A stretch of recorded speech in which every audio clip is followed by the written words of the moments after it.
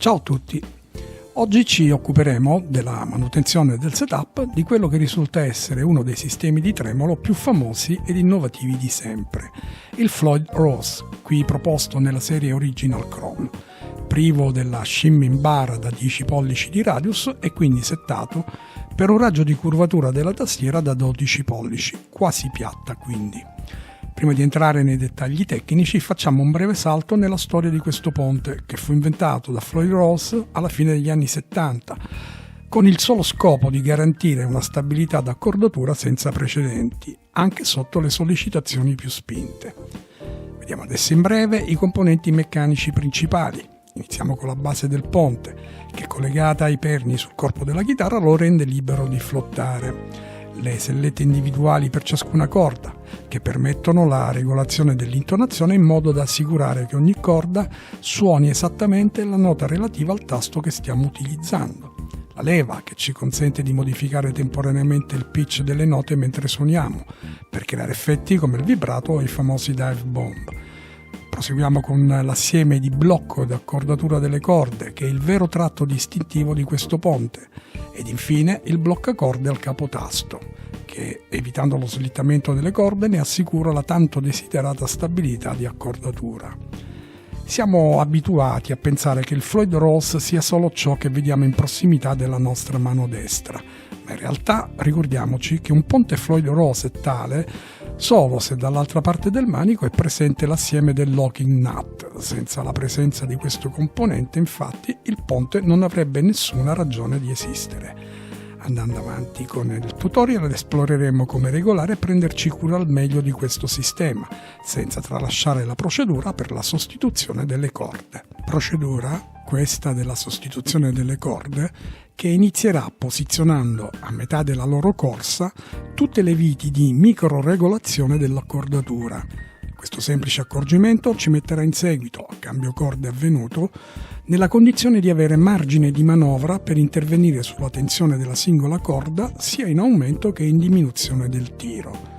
Adesso che il tensionamento delle corde è tornato ad essere manovrabile dalle meccaniche, procediamo all'allentamento della prima corda che intendiamo sostituire.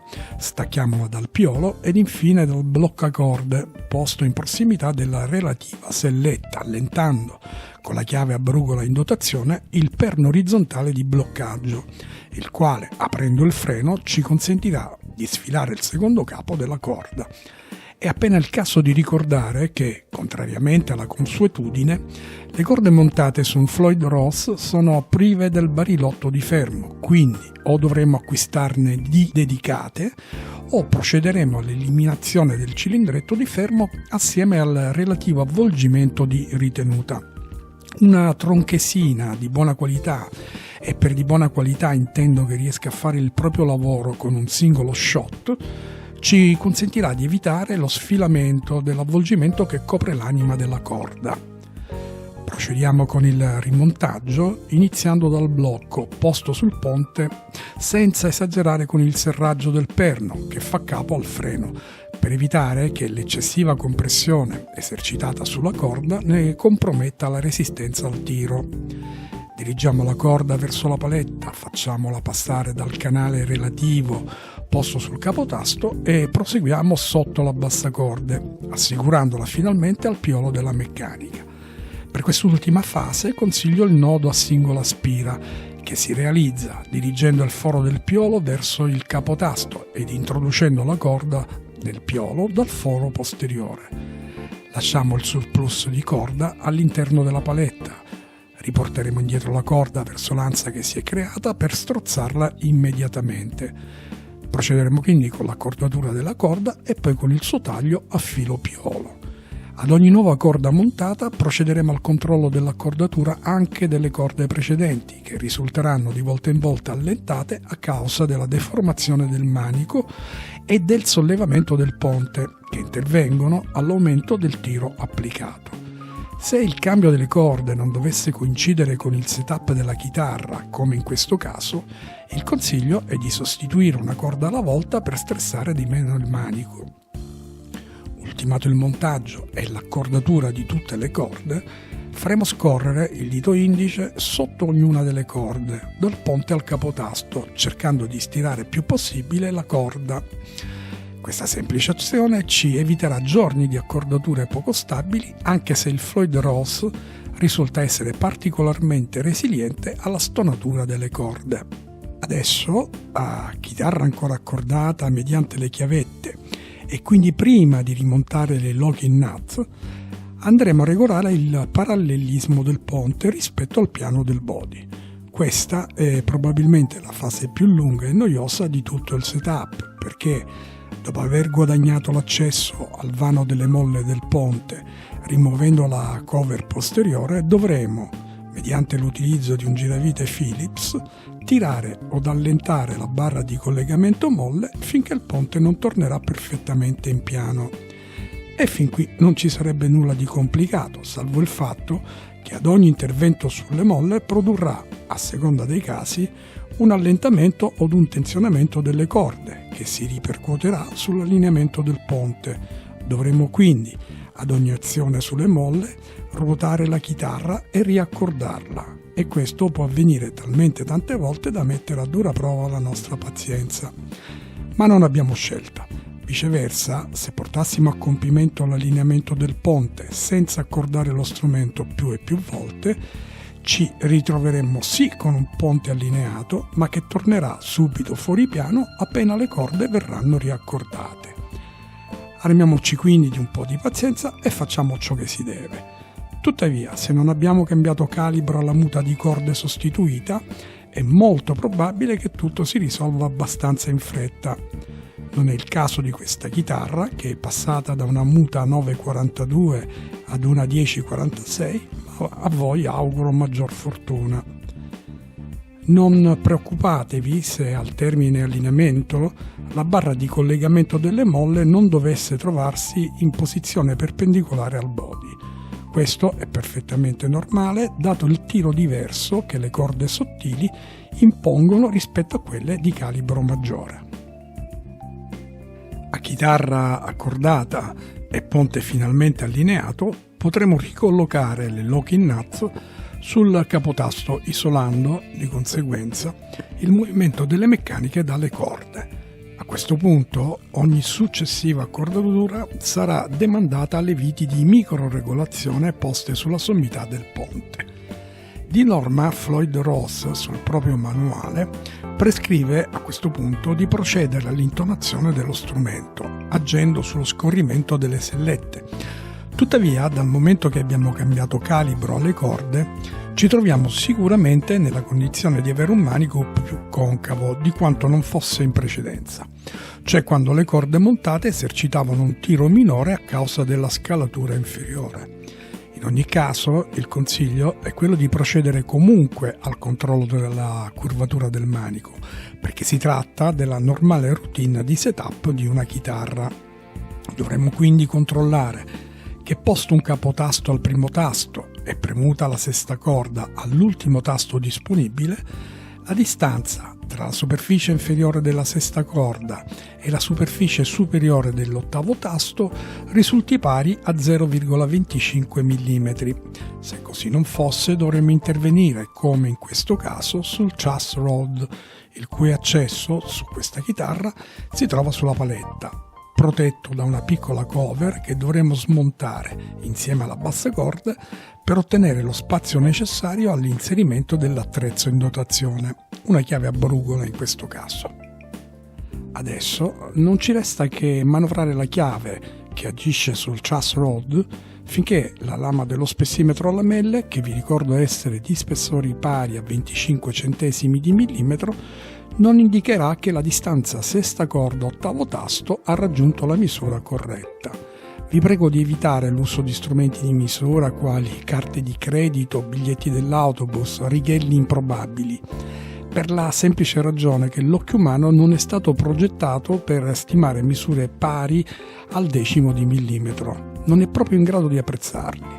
Quindi, anche se dappertutto suggeriscono di affidarsi alle misure ad occhio, non fidatevi. L'unico strumento di misura in grado di assicurarvi una quota affidabile è lo spessimetro. Costa pochi euro, ma svolge un gran lavoro. Per chi si avvicina per la prima volta al setup di una chitarra, è d'obbligo sapere che il truss rod è quella barra che attraversa per intero il manico della chitarra ed il cui allentamento o tensionamento, oltre a modificarne la geometria, impatterà notevolmente sulla possibilità che le corde interferiscano sui tasti, producendo quel fastidiosissimo sfrigolio che tutti conoscono. Esistono due tipi di truss rod, il single flex, che permetterà di intervenire sulla sola convessità del manico, ed il biflex, che come il nome suggerisce ha la possibilità di regolare sia i manici convessi che concavi, ed è quello in uso in questa chitarra. Differisce dal single flex per il posizionamento all'altezza del settimo tasto di un inserto metallico che gli consente di lavorare sulla curvatura del manico sia in un senso che nell'altro. Approfittiamo del fatto che la testa del truss rod risulta adesso ispezionabile per controllare che l'integrità della sede esagonale della chiave di manovra risulti in buone condizioni. Questa è anche l'occasione per ricordare che l'attrezzo di manovra deve essere sempre inserito correttamente nella testa del truss rod, per evitare eventi catastrofici come questi che vi mostro. Se l'inserimento della chiave dovesse risultare difficoltoso, non sfidate la fortuna, provando ad applicare comunque una forza, ma sfilate la chiave e pulite la sede. Vedrete che poi tutto tornerà normale. Già che ci siamo, teniamo a mente che osservando la paletta con lo sguardo rivolto verso il ponte, una rotazione in senso orario della chiave produrrà l'avvicinamento delle corde ai tasti. Viceversa, una rotazione in senso antiorario otterrà l'effetto di aumentare la curvatura del manico con conseguente allontanamento delle corde dalla tastiera. Prima di passare alla fase successiva del setup, un'ultima raccomandazione. Per le cause già analizzate durante la regolazione del ponte, ricordiamoci di accordare la chitarra ogni volta che interverremo sul truss rod, altrimenti sarà un continuo rincorrersi tra la tensione delle corde che cambia, la quale influenzerà la curvatura del manico, il quale manico risulterà magari curvo correttamente, pronto però a perdere la geometria ideale appena accorderemo lo strumento. Ripeto quindi che è tassativo accordare la chitarra prima di verificare se ogni azione eseguita sul truss rod ha avuto successo. Completata la regolazione della curvatura del manico agendo sul truss rod, non ci resta che controllare ed eventualmente regolare quella che risulta essere la geometria che più impatta sulla nostra velocità di esecuzione e sul comfort di chi suona. Sto parlando dell'action della chitarra. Tutti la vorrebbero bassissima, salvo poi scontrarsi con lo sfrigolio delle corde sui tasti. Poniamo quindi la massima attenzione sulla realizzazione di questa regolazione, che verrà effettuata agendo sulle due viti che vincolano il ponte pur consentendogli di basculare. Le misure da ottenere al 12° tasto saranno di 2 mm per la sesta corda ed 1,20 mm per la prima corda. Ripeto, entrambe al 12° tasto con corde libere. Muniamoci di spessimetro opportunamente preparato ed iniziamo dalla sesta corda. Avvitare la vite di regolazione abbasserà il ponte ed avvicinerà le corde ai tasti. Viceversa, allentarle farà sollevare il ponte con conseguente allontanamento della corda dalla tastiera. Ogni volta che interverremo sulle viti di registro, ricordiamoci di accordare la chitarra. Il motivo è ormai chiaro a tutti, si tratta della connessione meccanica che ogni corda possiede con le altre, con il ponte e con il manico. A regolazione ultimata, non ci resta che passare all'intonazione dello strumento. Intonare una chitarra significa fare in modo che una corda, premuta al 12° tasto, restituisca la medesima nota per la quale quella corda è destinata, ma aumentata di un'ottava. Effettuare quindi questa regolazione ci assicurerà che sui restanti tasti le corde suoneranno esattamente le note previste dalla tastiera. È piuttosto probabile che una chitarra necessiti periodicamente di un aggiustamento dell'intonatura, che verrà realizzata allungando o accorciando una porzione della lunghezza attiva della corda. Più precisamente, in caso di nota crescente al 12° tasto, dovremo arretrare la relativa selletta finché non otterremo il risultato desiderato. Viceversa, in caso di nota calante, avanzeremo la selletta in direzione del capotasto finché non avremo ottenuto la nota prevista. Queste azioni, di fatto, allungheranno o accorceranno la corda modificandone il tono. Sul Floyd Rose è prevista la possibilità di modificare la posizione della selletta nell'eventualità avesse scontrato il fine corsa senza che sia stata raggiunta l'intonazione prevista. A questo scopo, infatti, sono stati previsti, sulla base del ponte, 3 fori filettati per ogni selletta, sui quali andrà avvitata la vite di ritegno. La stessa vite che dovremo allentare per consentire alla selletta di slittare e modificare quindi la porzione attiva della corda. Su questa chitarra non è andata poi tanto male, dal momento che 2 sole corde sono risultate leggermente stonate. Nel caso particolare di questa regolazione assume assoluta importanza l'utilizzo di un accordatore di linea, che sarà il solo strumento di misura che potrà garantirci un controllo efficace della nota che i pick-up hanno captato. Prevediamone quindi l'acquisto nel caso ne fossimo sprovvisti, dal momento che non possiamo certo affidare ad un accordatore piezoelettrico una misurazione così importante.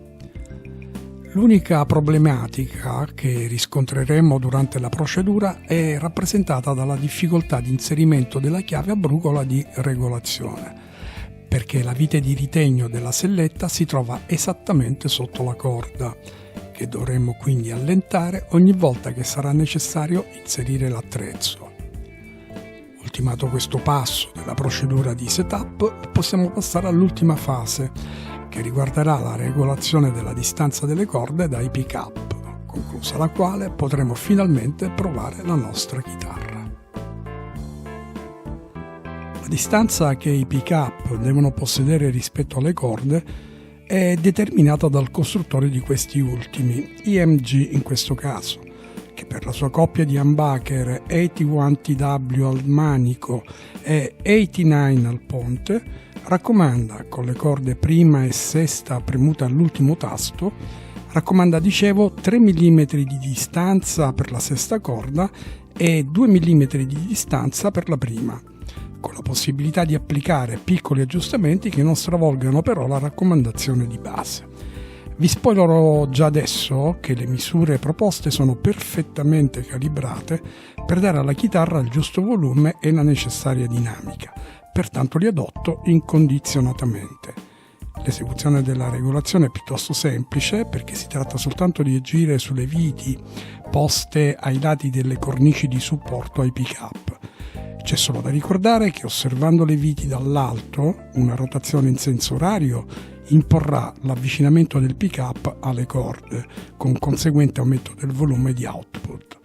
Viceversa, la rotazione della vite in senso antiorario allontanerà i pick-up dalle corde, diminuendone il volume d'uscita. La regolazione andrà effettuata sia per la sesta che per la prima corda. I 3 mm di distanza per la sesta corda e di 2 mm per la prima saranno validi sia per il pick-up al ponte che per il pick-up al manico. Adesso che quest'ultima regolazione è stata completata, siamo veramente giunti al termine di questo setup. Spero, come sempre, di essere stato d'aiuto. Se qualcosa non dovesse essere stata chiara, scrivete pure nei commenti e sarò felice di rispondervi. Per adesso vi saluto e vi do appuntamento al prossimo video che, vi anticipo, tratterà del setup completo delle celeberrime chitarre Telecaster. Ciao a tutti!